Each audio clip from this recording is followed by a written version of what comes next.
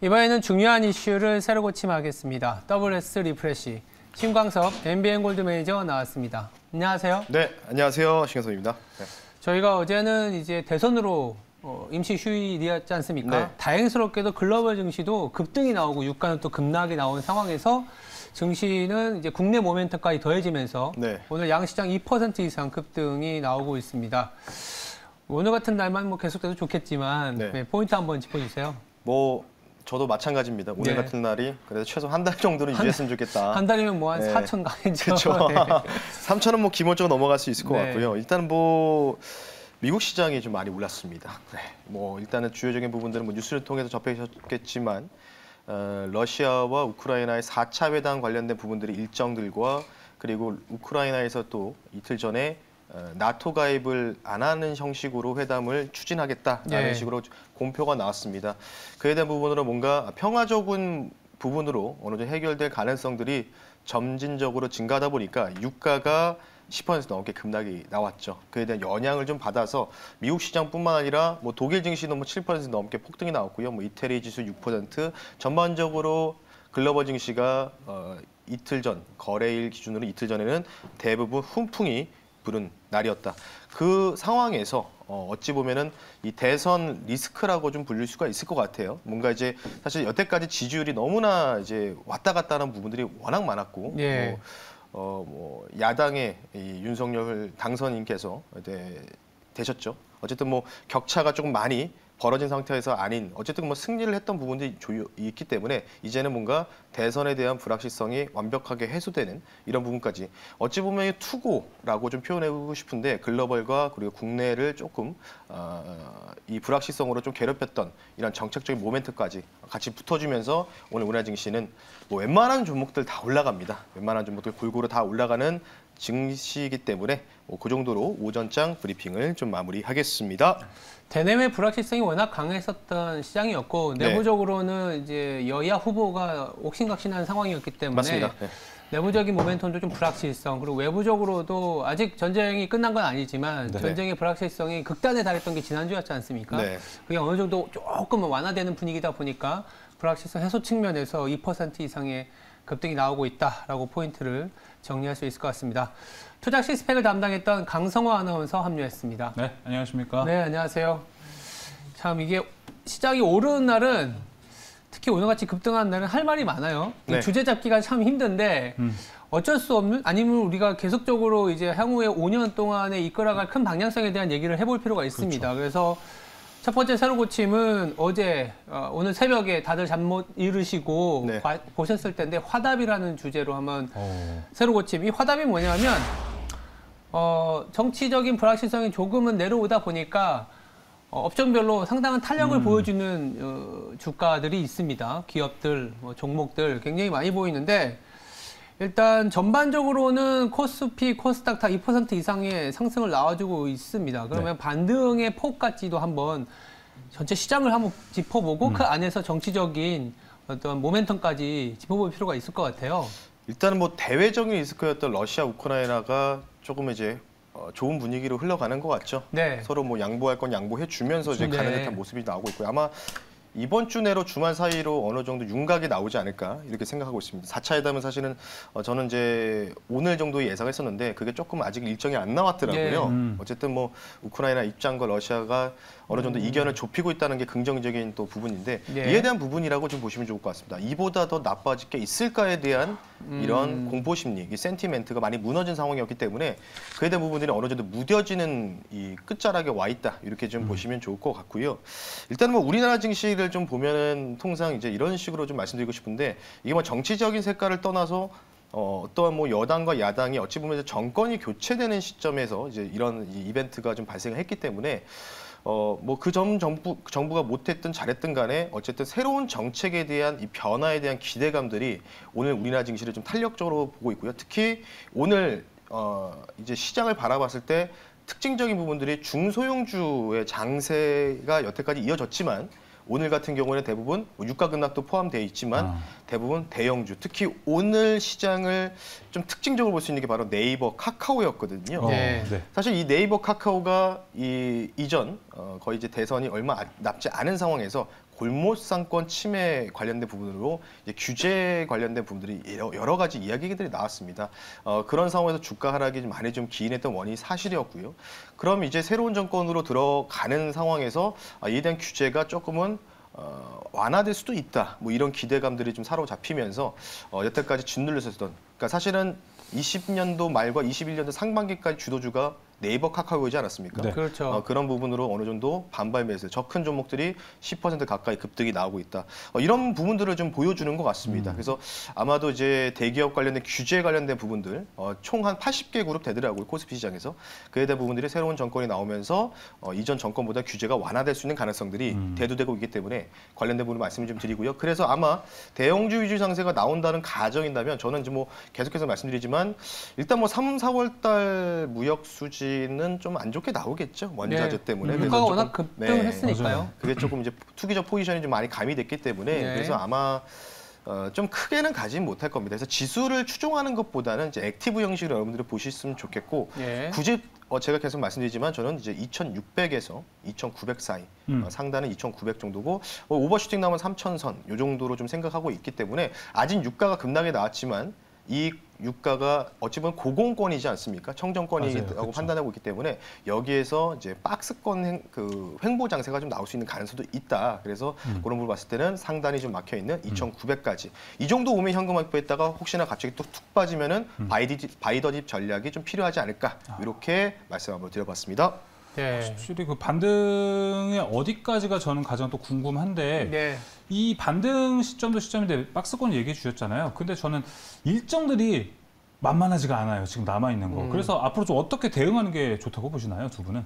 오늘 저녁에 또 미국에서 CPI 물가 지표가 나오다 보니까 뭐 다소 이제 지수가 힘을 조금은 더 내줘야 될 타이밍에 외국인들이 강하게 들어오지는 못하는 것 같아요. 오늘 저녁 한 10시 반 우리나라 기준으로 10시 반 정도 되면은 미국의 CPI가 발표되는데 7% 후반 정도가 컨센서스거든요. 근데 이게 8% 넘고 일각에서는 뭐 9%까지 나온다고 하는데 그러면 이제 다음 주에 또 FOMC까지 연결되다 보니까 지수는 뭐 불확실성이 극대화됐던 측면에서는 지나가지만 또 산 넘어 산인 건 맞는 것 같아요. 진짜 그러네요. 밸류에이션만 놓고 보더라도 한 지금부터 100포인트만 오르면 또 PBR 1배라는 가치에 도달하다 보니까 뭐 좀 정신이 없긴 없겠지만 시장 자체는 이렇게 굉장히 좁은 박스권 말씀하신 것처럼 2,600에서 2,900 뭐 이 정도의 박스권이 연출되지 않을까라는 생각도 들고 있고요.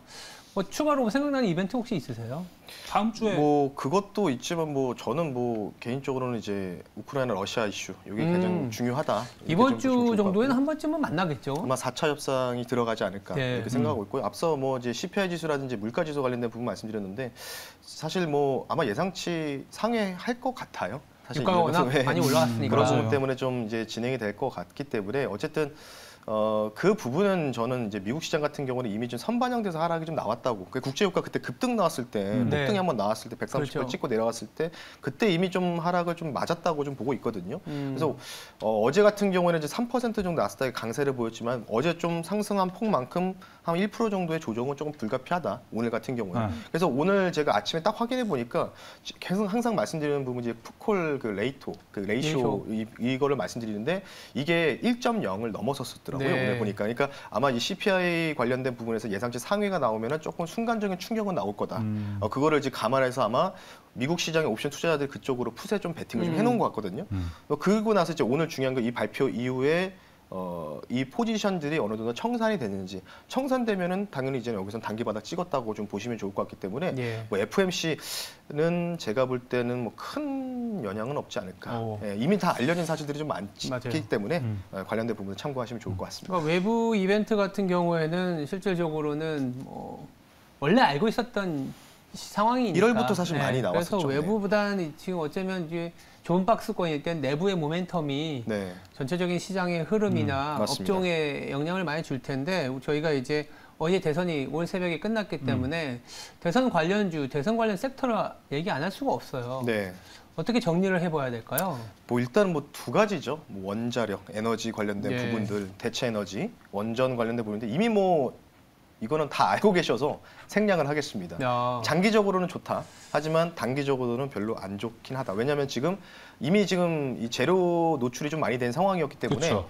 고성 파운텍이 지금 대장 역할하다가 오늘 거의 25%, 26% 급등 나오다가 지금 상승폭을 거의 반납하는 수준이 나왔거든요. 그러네요. 그런 거 봤을 때는 어느 정도 조금 그렇고 제가 판단했을 때는 이제 오늘 건설주들이 핫합니다. 건설주들이 뭐 5에서 많게는 뭐 8, 9%까지 급등이 나오고 있는데 요거는 뭐 당연히 급등이 나올 수밖에 없는 거죠. 지금 현재 정부에서 지금 부동산 정책 관련된 집값을 잡기 위해서 뭘 추진했냐면 분양가 상한제라는 제도를 만들었죠.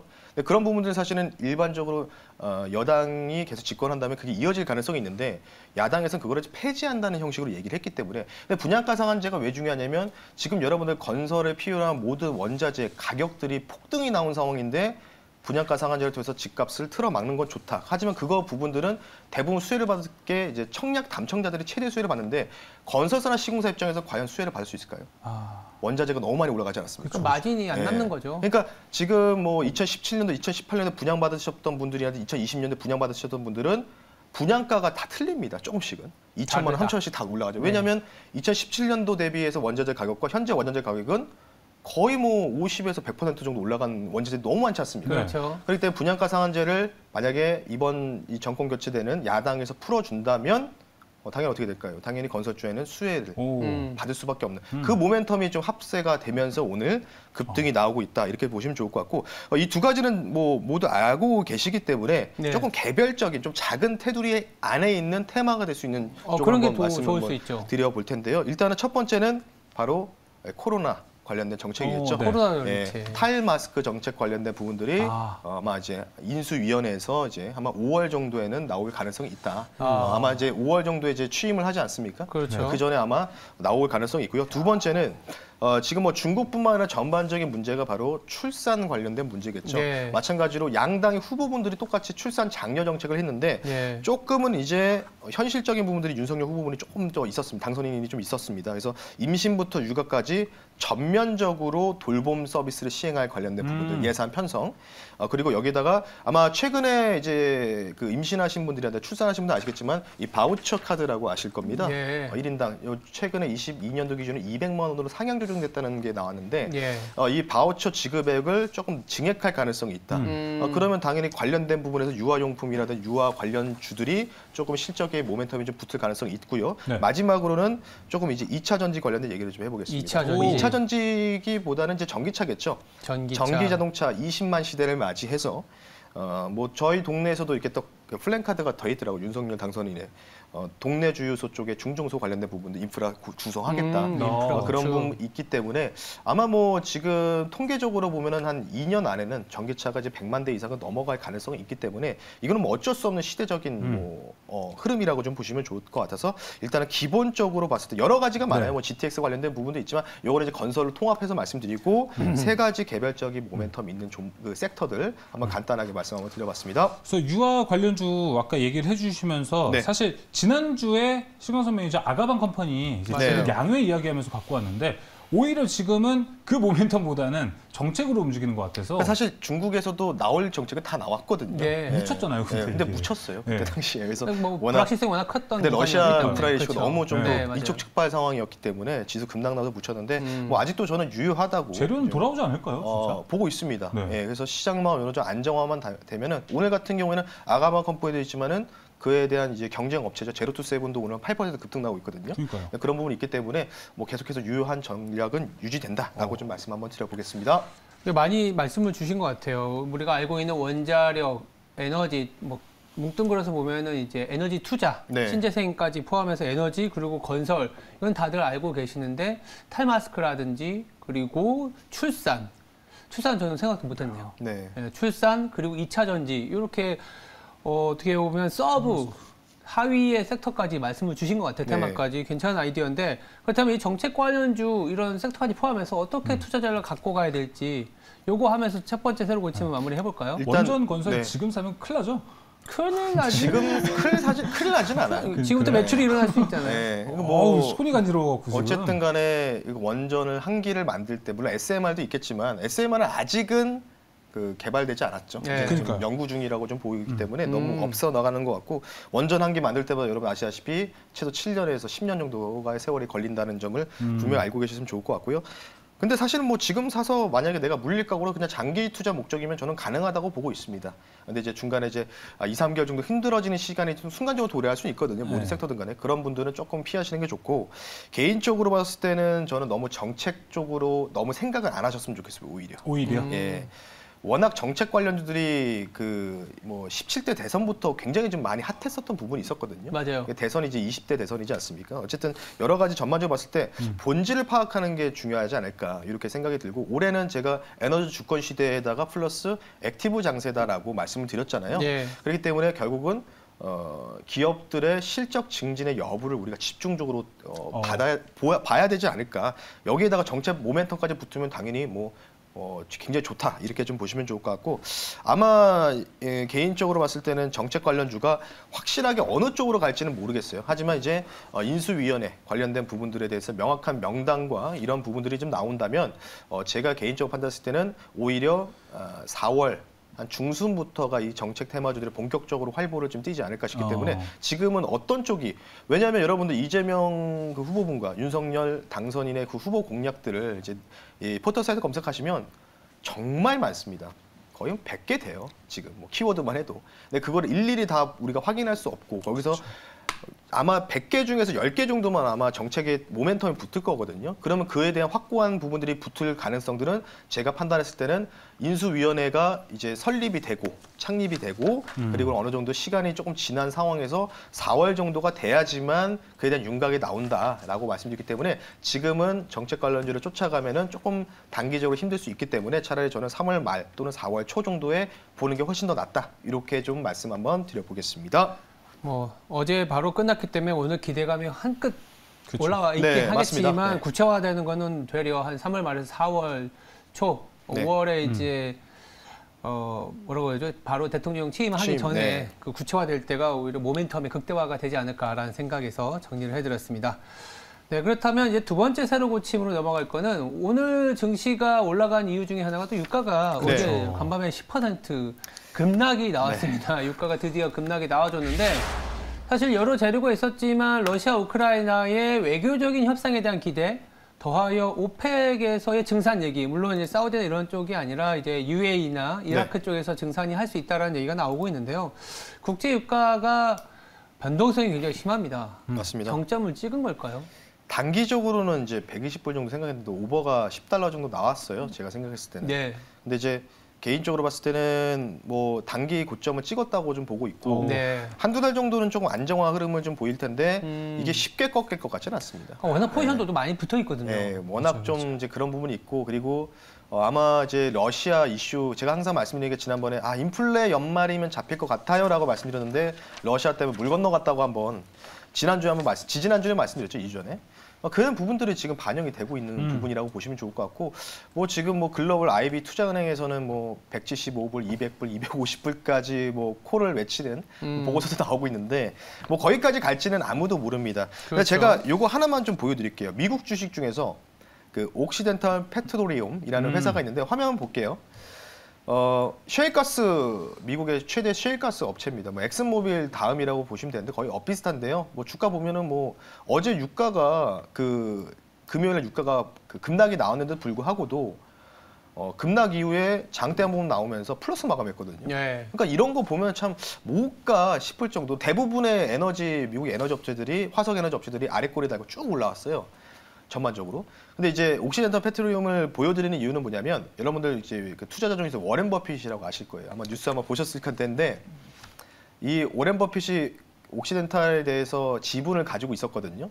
근데 최근에 이제 40불에서 50불 사이 정도의 가격에서 거의 이 정도 가격인 것 같아요. 이 정도 가격에서 추가 지분을 매입했다는 공시가 나왔습니다. 와, 네. 진짜요? 그럼 이제 워렌 버핏 같은 경우에는 이제 위대한 투자자지 않습니까? 네. 근데 이제 복리 수익을 이제 보는 분인데 배당도 나오는 회사거든요, 이 회사가.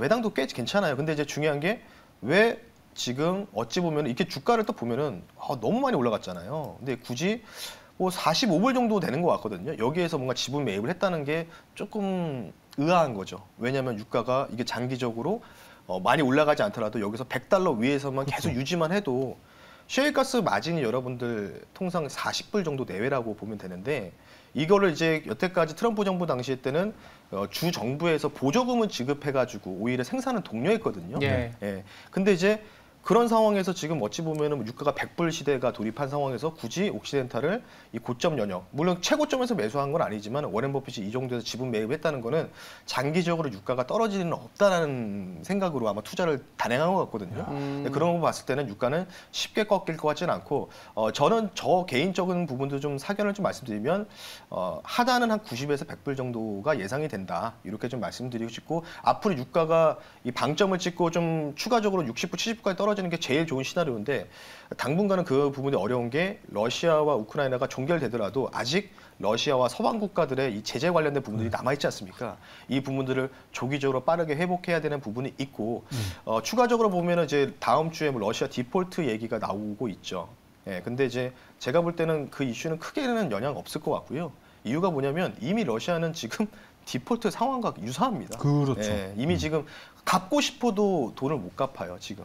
이자를 갚고 싶어도. 그래서 그런 부분이 있기 때문에 그 이슈는 크게는 저는 영향이 없다. 그래서 아직 서방국과 러시아의 그런 제재 관련된 부분이 완화 조치가 나와야 지금 유가가 좀 빠질 것으로 기대하고 있기 때문에 그 전까지는 일단은 100불 내외를 여러분들이 하단을 봐야 된다. 이렇게 좀 보시면 좋을 것 같습니다. 옥시덴탈 같은 경우에 EMP 기업이기 때문에 네. 유가가 자신의 제품이라고 따지면 제품 가격이 워낙 높은 상황에서는 당연히 투자가 더 일어나는 거죠. 그렇죠. 그래서 네. 유가가 하락하더라도 그리고 러시아가 전쟁을 종결시켜도 다시 러시아와 거래하려는 카운터파트, 즉 상대방이 많지는 않을 거지 않습니까? 네. 그렇다면 그 상대방은 또 어딘가에 어떤 제품을 만들어내는, 즉 오일을 생산해내는 기업들을 찾을 수밖에 없기 때문에 그렇죠. 미국의 EMP 기업들이나 글로벌 EMP 기업들, EMP 기업하면 쉘이라든지 쉘브론이라든지 네. 옥시덴탈이라든지 우리가 흔히 알고 있는 오일 기업들이지 않습니까?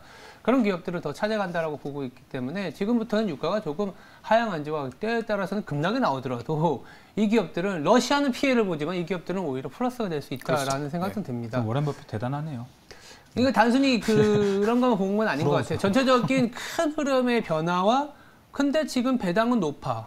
장기 투자적으로 보면은 그리고 매력적이죠. 캐시플로우도 괜찮아. 그렇죠. 뭐 밸류에이션도 지금 주가로는 이렇게 많이 올라온 것 같지만 아마도 다른 성장주 대비해서는 굉장히 할인되어 있을 그리고 거예요. 이제 미국 같은 경우에는 우리나라 연간 배당이지만 분기 배당이지 않습니까? 분기 배당도 하고. 그거 정도면은 사실 제가 볼 때는 괜찮은 수익성이 보장되겠죠. 그렇죠. 네. 하루 샀다 하루 파르시는 분은 아니시기 때문에 그런 캐시플로우를 보실 텐데 결국 최근에는 이제 유가가 워낙 급등을 하면서 네. 관련주들이 이제 올라왔지만 네. 이제 한편으로는 이제 고점에서의 변동성을 보이다 보니까 이제 유가와 관련된 종목들이 네. 뭐 반대로 이제 그 반대에 있는 기업들이 눌려있을 때 올라오다 보니까 손바뀜이라고 해야 되나요? 변동성이 그렇죠. 굉장히 심해지거든요. 인플레 관련주일 수도 있고 어떻게 저희가 바라봐야 될까요? 뭐 사실은 이제 이게 인플레로 끝날지 스택으로 연결될지는 아무도 모르지만 그렇죠. 뭐 어쨌든 뭐 유가 좀 이제 하락이 나오니까 사실 뭐 저는 조금 하락 나왔다고 보고 있어요. 100불 정도 깨줘야지만 좀 안정권이라고 보고 있는데 그렇죠. 예, 뭐 10불 넘게 빠졌다고 이게 크게 의미 있는 부분은 아니라고 좀 보시면 좋을 것 같고 일단은 뭐 화석에너지라든지 이런 부분들이 일시적인 과속에 따른 분명히 계속 말씀드렸어요. 고점 매수하지 마셔라. 그리고 S-오일 보여드리면서 S-오일 오늘 5% 급락 나오고 있죠. 네. 올라가는 것도 없습니다, 사실. 차트 한번 볼까요? 빠스가 잘 따라가네요. 간단하게 볼게요. 자, S-오일은 이제 유가가 이제 130불 찍었을 때도 여기에서 다시 또 하락이 나오고 있는데 뭐 멀리서 한번 보면요. 제가 이 종목 보고 참 답답하다. 이때 당시에 유가가 80불대였습니다. 그러니까요. 뭐 말씀 더 이상 안 드려도 될 것 같아요. 그래서 근데 아까 말씀드렸던 뭐 미국의 셰일가스 기업이라든지 이런 기업들 좀 보면은 뭐 신고가 나왔죠. 그러니까 그런 부분 봤을 때 조금 계리율이 좀 상당했다 이렇게 보시면 좋을 것 같고 아마 저는 개인적으로 계속 말씀드리죠. 올해 내내 에너지 순환매 장세는 계속 유효하다. 어쩔 수가 없다라고 좀 보시면 좋을 것 같기 때문에 오히려 저는 오히려 지금 이제 또 원전주들이 좀 핫하다 보니까 오늘 신재생 에너지 쪽이 약세로 보이고 있어요. 네. 예. 담아야죠. 지금 같은 경우에는 오히려 저는 저감에서 유효하다고 볼 수 있고 EU 유럽에서 에너지 계획을 수정했습니다. 엄청난 양으로 지금 증진했는데 21년도 연간 설치량 대비해서 풍력을 약 3.3배, 태양광 쪽을 2.6배 정도 수준으로 높이겠다는 의견이 나왔기 때문에 관련된 부분 좀 참고를 하시면 뭐 지금 잠깐 눌렸지만은 그래도 추세 상승이 이어진다. 신재생 에너지 조금 매수 의견을 좀 드리면서 마무리하겠습니다. 역시 저는 예측이 됐어요. 오늘 신재생 얘기하겠지 하고 저는 딱 왔는데 역시나 신재생 얘기해 주셨고 신건선 매니저님 이제 뭐 또 오늘 PT 준비 해오셨나요? 네, 오늘은 에너지 관련주는 아니고요. 네. 제가 지난 이틀 전이었죠. 이틀 영업거래일에 인터파크라는 종목 말씀드리지 않았습니까? 인터파크 오늘 멋지게 10% 넘게 급등이 나왔습니다. 네. 제가 사야 된다고 말씀드렸는데 두 번째로 지금 사야 되지 않을까? 이런 종목을 좀 가지고 나왔는데요. 종목을 리오프닝 관련주 갖고 왔습니다. 네. 뉴스가 있는데 이건 잠시 뒤에 말씀드릴 텐데 종목명은 좀 길어요. 글로벌 텍스프리라는 종목을 실시간으로 말씀 한번 드려보겠습니다. 3,455원에 저는 실시간 편입하고요. 네. 뒤에 텍스프리라고 써 있죠. 마찬가지로 국내 1위 텍스 리펀드 사업을 영위하고 있는 기업이고요. 제가 이 기업을 가지고 나온 배경은 아마 주말에 결정이 될 겁니다. 격리 관련된 부분인데 해외 입국자들 현재 7일 정도 격리를 하는데 백신 접종 완료자들 대상으로는 격리를 면제할 수 있다는 기사들이 3일 전에 나왔기 때문에 이거 상당히 큰 뉴스거든요. 그쵸? 그러면 면세 관련된 사업을 하고 영위하는 기업 또는 여행사들이 수혜를 받을 가능성이 저는 충분하다라고 말씀드리고 싶기 때문에 글로벌 텍스프리 말씀드리고요. 가격 전략을 좀 빠르게 말씀드리겠습니다. 지금 약간 좀 급등이 좀 나오고 있는데 목표가를 좀 상향 조정할게요. 목표가를 4,000원으로 말씀드리겠고요. 목표가 4,000원선 말씀드리고 손절 가격은 타이트하게 3,200원선 말씀드릴 테니까 뭐 지금 당장 쫓아가는 것보다는 오늘 오후장 정도에 주말에 뉴스 나오기 때문에 뉴스 체크하시면서 뉴스가 나오면 이 종목은 월요일날 급등 나올 가능성이 있겠죠. 1박 2일 코스다라고 말씀드리면서 글로벌 텍스프리 말씀드리면서 마무리하겠습니다. 그리고 신건선 매니저님 이제 오늘 같은 장의 흐름이 뭔가 새로운 시작일 수도 있을 것 같은데 이런 이정표 잡아갈 때도 무료 방송 봐야겠죠? 네, 리오프닝 관련된 부분도 이야기를 좀 말씀을 드릴 거니까요. 오늘 장 끝나고 3시 40분에 너튜브 MBN골드 신광섭이라 검색하시면 장주 무료 공개 방송 참여 가능하시니까 많은 참여 부탁드리겠습니다. 알겠습니다. 지금까지 WS 리프레시였습니다. 두 분 내일 뵙겠습니다. 네, 감사합니다.